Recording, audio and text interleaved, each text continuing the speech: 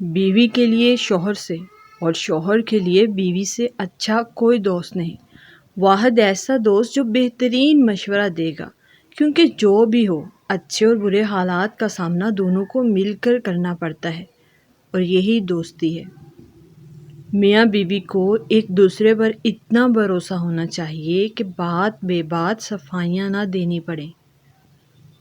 کمزور سے کمزور عورت بھی اس وقت دنیا کی مضبوط اور طاقتور عورت بن جاتی ہے جب اسے ایک عزت دار مرد کا ساتھ نصیب ہو جائے، کیونکہ عورت کو طاقتور نہیں بلکہ عزت دار مرد کی ضرورت ہوتی ہے۔ مرد کی طرف سے عورت کو دیا جانے والا سب سے خوبصورت تحفہ عزت ہے۔ عورت کا جہاد شوہر کے ساتھ اچھی زندگی بسر کرنا ہے۔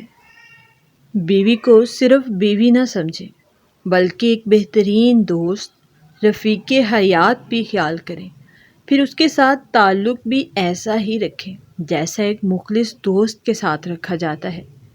پھر آپ کو باہر کسی چیز کی کمی نہیں محسوس ہوگی۔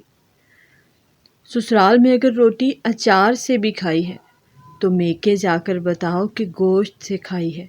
گھر بسانے کے لیے چھوٹی چھوٹی باتیں دل میں بسانا پڑتی ہیں، قربانیاں دینا پڑتی ہیں۔ جو لڑکیاں میکے میں ہر وقت سسرال کی برائیاں کرتی ہیں، وہ زیادہ گھر بھی انہی کے خراب ہوتے ہیں، کیونکہ تماشا دیکھنے والے زیادہ ہوتے ہیں اور خیر خواہ کم ہوتے ہیں۔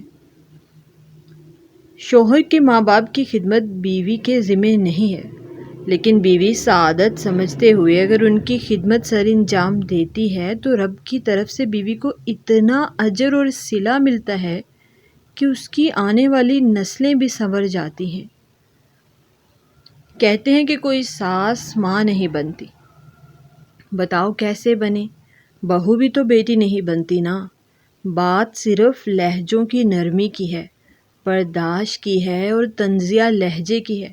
چھوٹی چھوٹی باتیں سہنے کی ہے، سہنے والا ہی کمال کرتا ہے، کہنے والا نہیں۔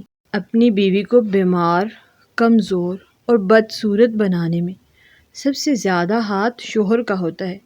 اگر آپ اپنی بیوی کا خیال رکھیں تو اس سے کم لڑائی جھگڑے کریں، اس کی تعریف کریں تو وہ جوان، خوبصورت اور ہنستی مسکراتی رہے گی، ورنہ 20 سال کی بیوی بھی آپ کے سخت رویے سے 40 سال کی عورت بن جائے گی۔